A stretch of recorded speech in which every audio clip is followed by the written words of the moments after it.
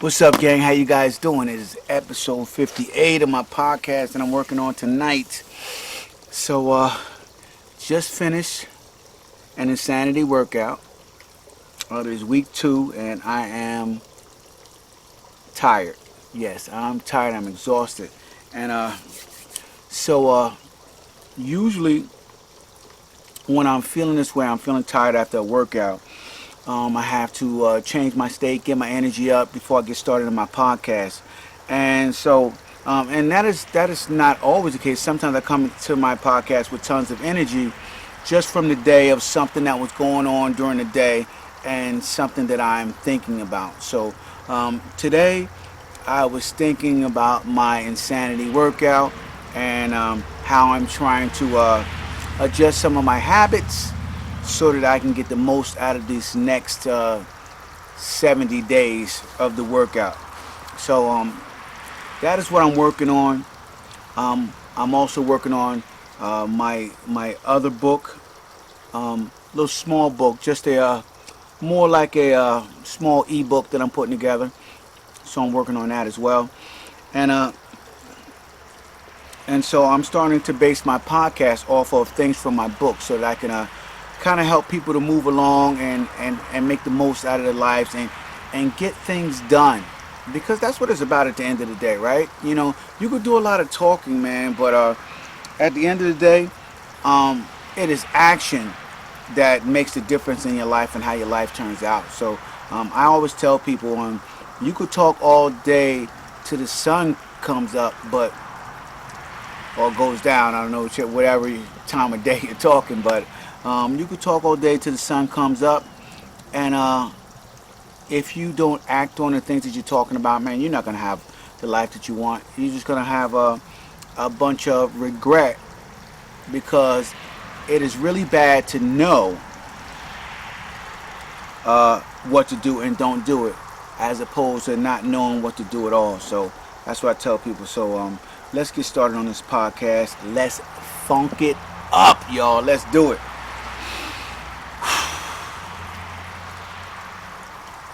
What's up, gang? How you guys doing? It is Lieutenant Sal Blue, 28-year law enforcement veteran and the author of the top 25 mistakes en route to the good life, coming at you again today.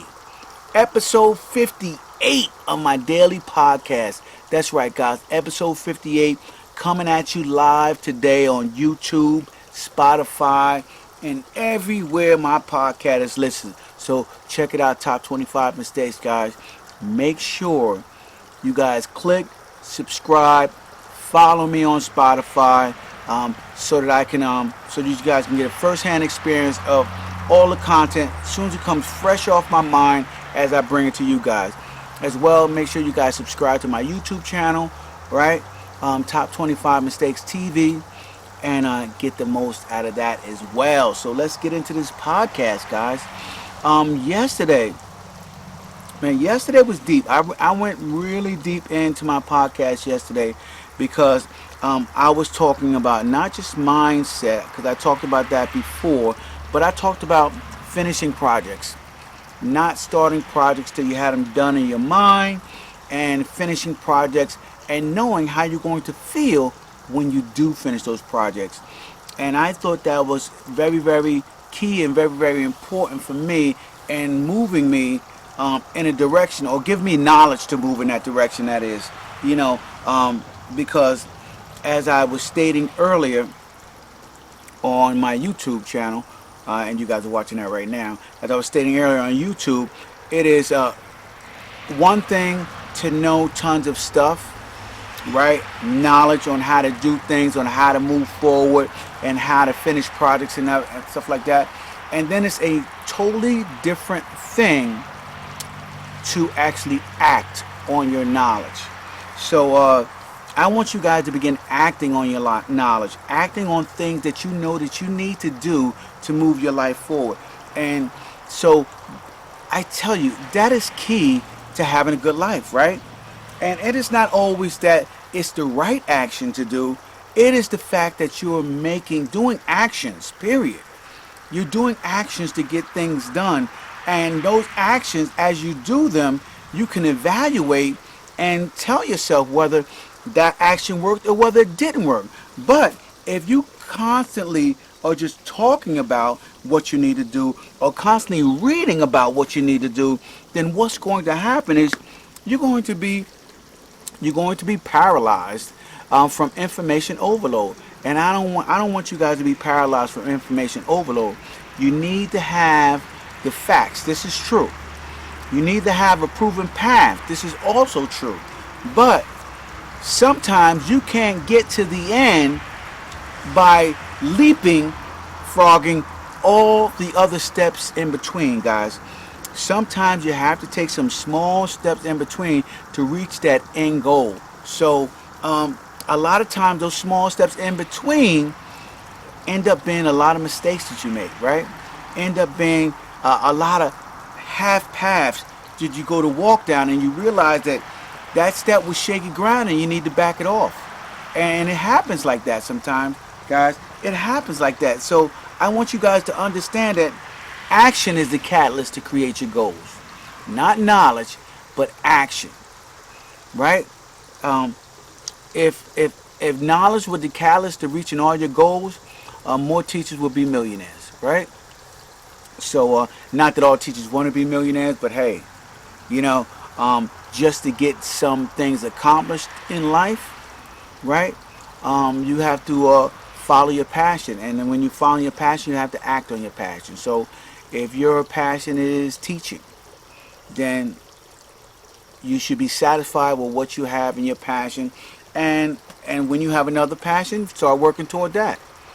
And that's what I tell everybody. Action is the key to creating the life that you want. So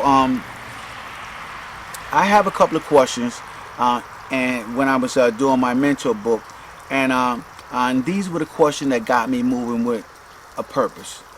Some of them, right? So and in my book, I gave an example of the honey-do list, right?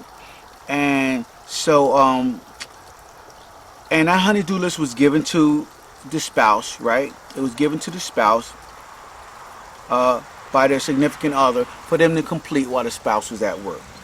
Okay, and my not yet question, didn't ask yet a question to him, but I said, if your significant other knew that the task they gave you only took 2 hours out of your day, but you procrastinated the entire day and did not get it done, my question to them was, how do you think that would make them feel, right?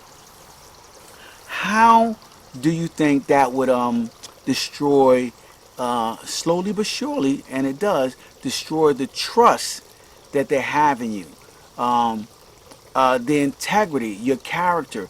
It's a lot of things that just something small like that, you know, breaks down the foundations of relationships. And see, I say this because, and people are like, well, they shouldn't feel that way because that's not what I was doing. But you have to understand that everybody isn't at the highest level of emotional maturity in relationships either. So one person may be still bringing tons of baggage from other relationships or other things that happen in their lives and into that one instance. Whereas if you would have just explained to them that, hey, this is not a priority for me today, then you would cut to the chase of them expecting you to do what they asked you to do. Okay, and that is how it goes, guys. I tell people all the time, it is so much easier to be straight up and honest in the beginning than to sugarcoat your feelings, because later on you will live your life full of regret or animosity toward your significant other because you're doing things that you truly don't want to do, and that they may even believe that it is giving you satisfaction and you doing it, so they continue to request that you do those things. So when I asked the question, how do you think that will make them feel if you did that, I just wrote a little note to myself and I said, the answer to this question brings out your